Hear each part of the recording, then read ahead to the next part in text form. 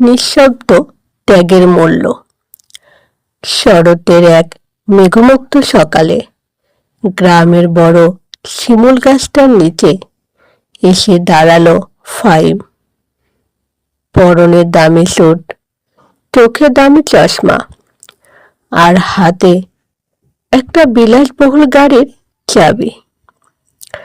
আজ প্রায় 15 বছর পর সে নিজের জন্মভূমিতে ফিরেছে।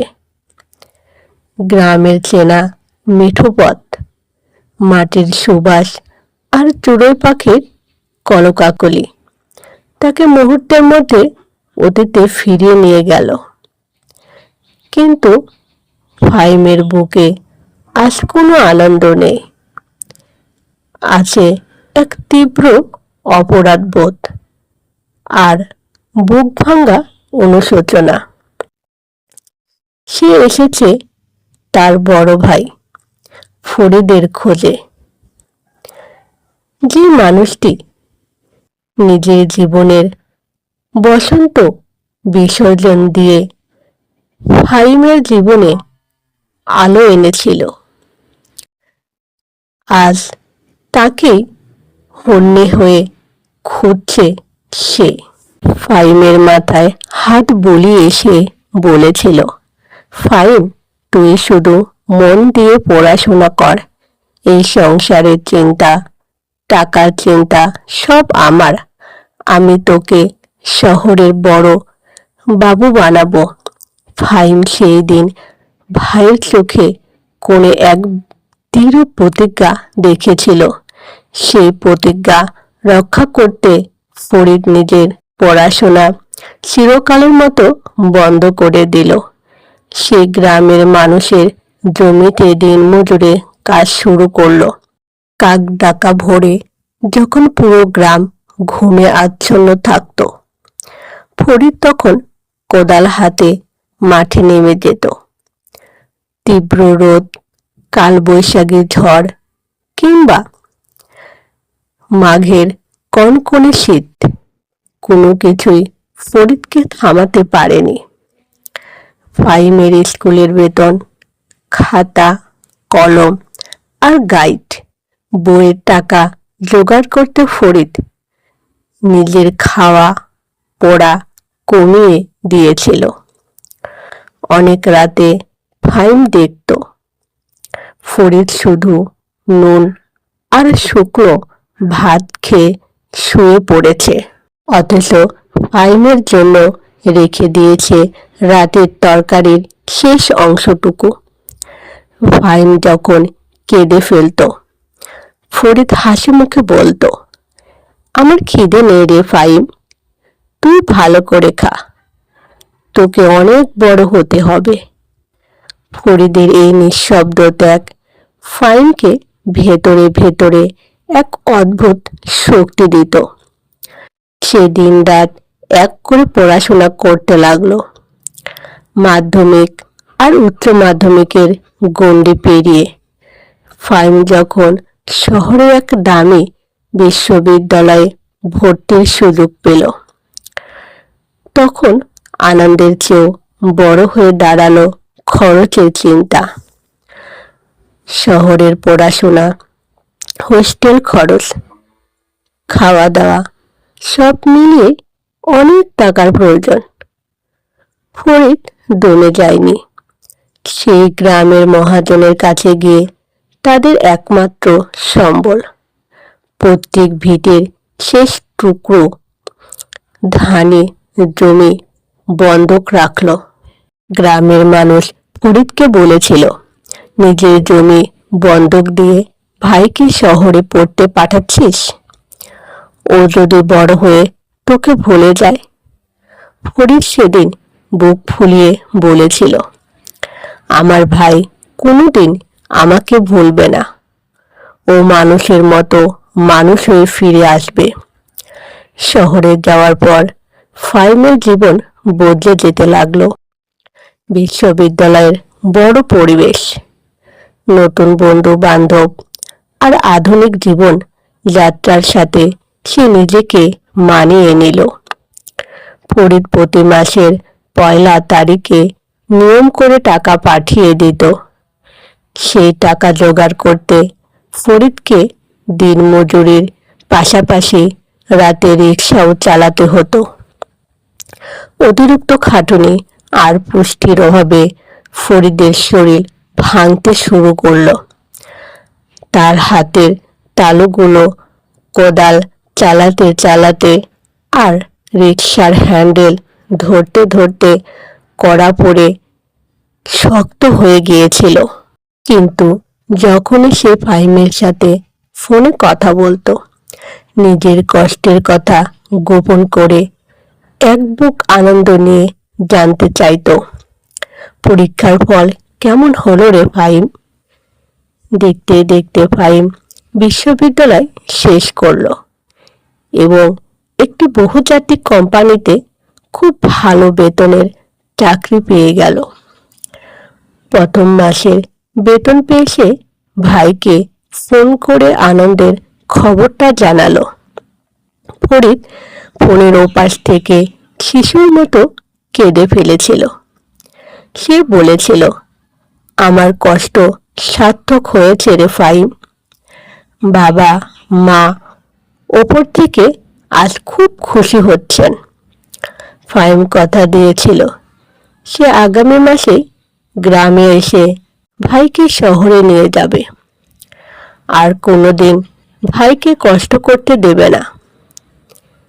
কিন্তু নিয়তির খেলা ছিল অন্যরকম। শহরে থাকার সুবাদে ফাহিম এক ধনী পরিবারে মেয়ের প্রেমে পড়ে। মেয়েটির নাম ছিল সামিয়া। সামিয়া যেমন আধুনিক তেমনি ছিল অহংকারী। ফাহিম যখন সামিয়ার পরিবারের কাছে বিয়ের প্রস্তাব নিয়ে গেল, তখন সামিয়ার বাবা পরিষ্কার জানিয়ে দিলেন, আমাদের একছত্র সমাজে একজন দিনমজুর রিক্সাওয়ালার ভাইকে আমরা মেনে নিতে পারবো না। যদি বিয়ে করতে চাও তবে তোমার ওই ভাইয়ের সাথে সব সম্পর্ক ছিন্ন করতে হবে। ফাহিম এক কঠিন সংকটের মুখোমুখি হলো। একদিকে তার জীবনের ভালোবাসার মানুষ আর বিলাসবহুল ভবিষ্যৎ, অন্যদিকে তার সেই দেবতুল্য ভাই, যে নিজের জীবন বিলিয়ে তাকে এই অবস্থানে এনেছে। দুর্ভাগ্যবশত ফাহিম তার বিবেককে হারিয়ে ফেলল। ক্ষমতার লোভ আর সামিয়ার ভালোবাসা তাকে অন্ধ করে দিল। সে ভাইকে একটি চিঠি লিখল। চিঠিতে লেখা ছিল, ভাইয়া, আমি শহরে বিয়ে করে স্থায়ী হচ্ছি। আমার শ্বশুর বাড়ির লোকজন খুব বড় লোক। তারা তোমার মতো একজন সাধারণ দিনমজুরকে মেনে নিতে পারবে না। এতে আমার সমাজে মাথা হেট হবে। তুমি প্লিজ আর আমার সাথে যোগাযোগের চেষ্টা করো না। আমি তোমাকে কিছু টাকা পাঠিয়ে দেব। চিঠিটি পেয়ে ফরিদের আকাশ ভেঙে পড়েনি। তার চেয়েও বড় কিছু ঘটেছিল। তার ভেতরে বেঁচে থাকার ইচ্ছেটাই মরে গিয়েছিল।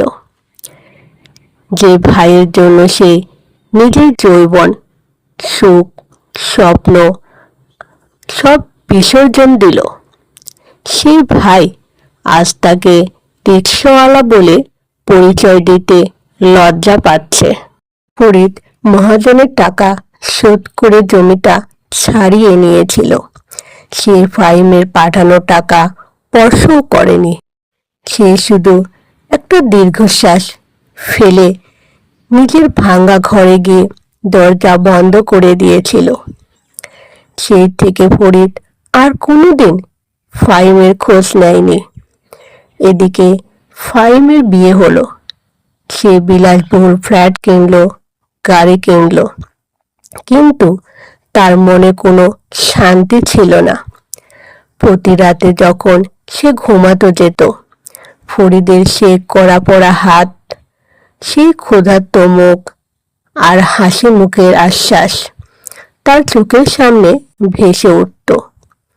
সামিয়ার অহংকার আর স্বার্থপরতা ফাহিমকে দিন দিন অতিষ্ঠ করে তুলছিল।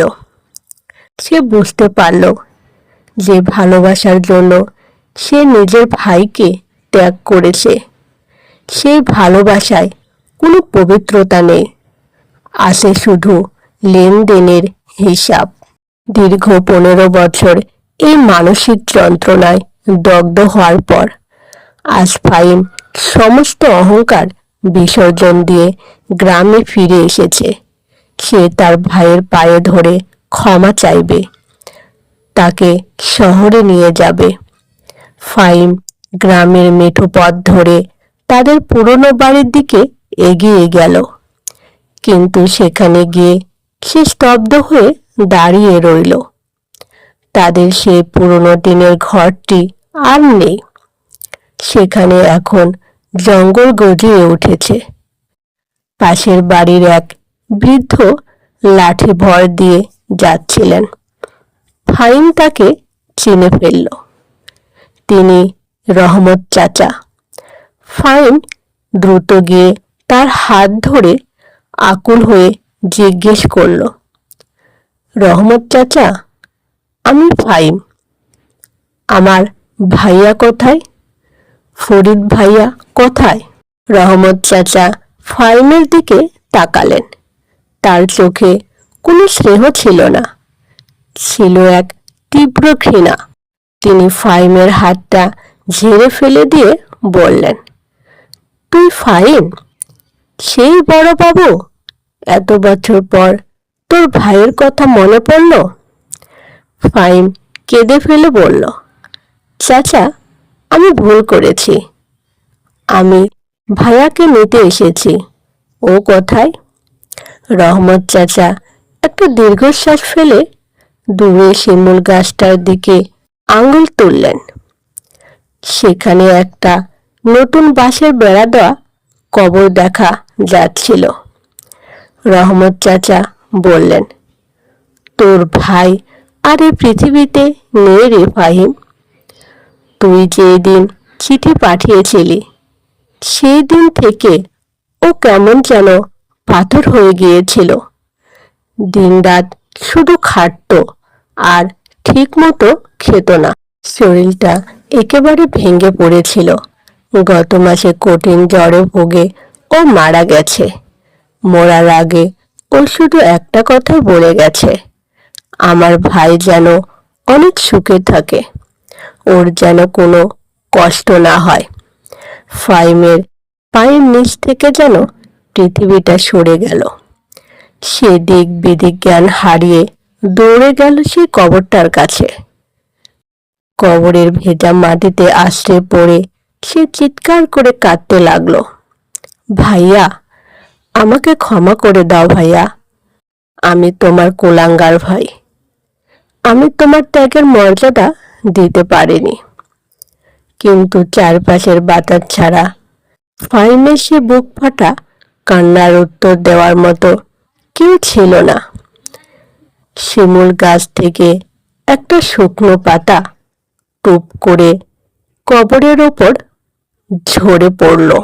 ফাহিম আজ পৃথিবীর সব সুখ, ধন সম্পদ আর গাড়ির চাবি হাতে নিয়ে দাঁড়িয়ে আছে, কিন্তু যে মানুষটি তাকে এ রাজমুটুক পরিয়েছিল সে আজ মাটির নিচে চিরনিদ্রায় শায়িত। ফাহিম বুঝতে পারল, জীবনের কিছু ভুলের কোনো ক্ষমা হয় না, আর কিছু ত্যাগের ঋণ কোনোদিন শোধ করা যায় না। নিঃশব্দ ত্যাগের মূল্য যখন মানুষ বুঝতে পারে তখন হয়তো অনেক দেরি হয়ে যায়। তো বন্ধুরা, গল্পটি যদি ভালো লাগে তাহলে লাইক, কমেন্ট ও সাবস্ক্রাইব করতে ভুলবেন না। পরবর্তী গল্প পেতে আমাদের সাথেই থাকুন। সবাইকে অনেক অনেক ধন্যবাদ।